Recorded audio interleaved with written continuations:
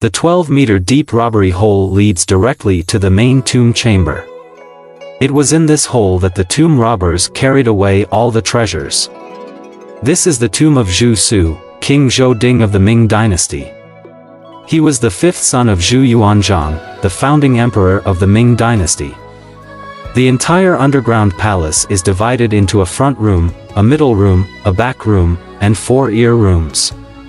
It covers an area of nearly 2,000 square meters, which is much larger than the Wanli imperial tomb.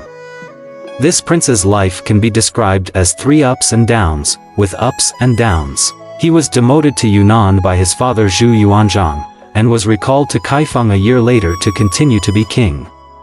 After Zhu Yuanzhang died and Emperor Zhengwen came to the throne in 1399, his second son reported his father for treason. As a result, he was exiled to Yunnan by his eldest nephew Emperor Zhengwen. Until Emperor Yongle ascended the throne, he was allowed to live a period of idleness. Royal life, after all, Emperor Yongle and Zhu Su were born to the same mother. The entire door of the tomb is inlaid with glazed tiles, and the walls and top are all built with daiming bricks, which is extremely spectacular. Entering the front room, you will see the statue of Zhou Su directly in front of you. The front room is equivalent to the living room of the tomb owner. There are 4 ear rooms on the left and right, 12 meters long and 10 meters wide. The front room alone exceeds the total area of many ordinary princes' tombs. This is the corridor.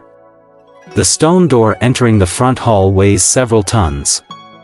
There are still faint traces of painting on it, but it has now completely fallen off. The material of the stone gate is large bluestone transported from Mount Tai, with a thickness of about 20 centimeters. The cornices above the earrings are built with imitation wood brackets and are covered with green emerald glazed tiles that only the prince can use. The construction structure of the 4 ear chambers is the same.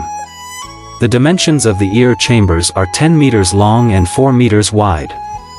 What we are entering now is one of the ear rooms. The large stone door on the right side of the ear room has been damaged, and the upper and lower door shafts have been destroyed. This is where the funerary objects are placed, and the porcelain and bronzes come from here. Looking at the size of the earrings, you can imagine that the treasures back then can be described as piles like mountains. After passing the front room, another stone door appeared. After passing through this stone door, you reached the middle room. Entering the middle room, your eyes suddenly open up. The area of the middle room alone reaches 240 square meters. Look at the exquisite structure on the top of the tomb above. It is still strong after 600 years. The greater the pressure on the mountain, the top of the tomb will spread the pressure to the surrounding walls. The ancients have clearly studied the mechanical principles. This is the place where the owner's coffin was placed. Of course, this is a marble replica now, and the location where it was placed is still the same as before.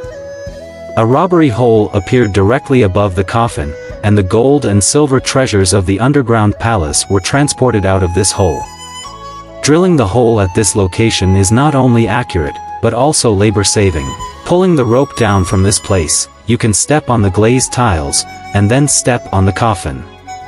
It is indeed labor-saving and clever. There are 4 tombs lined up in the back room, and the 2 in the middle are slightly larger. Now you are entering one of the tombs, and the coffin is in the middle. A concubine of King Zhou Ding is buried here. It covers an area of about 40 square meters. The entire tomb is the nearly 2,000 square meter palace was entirely made of white marble as the floor. Later, all the white marble was stolen by tomb robbers. According to historical records, Zhou Ding King Zhu Su used thousands of people to build this tomb. It took 10 years and a huge amount of money. When it was completed, all the craftsmen were killed to prevent the location of the royal tomb from being leaked. In the end, it was still stolen. It is a great pity that it is urgent to protect cultural relics.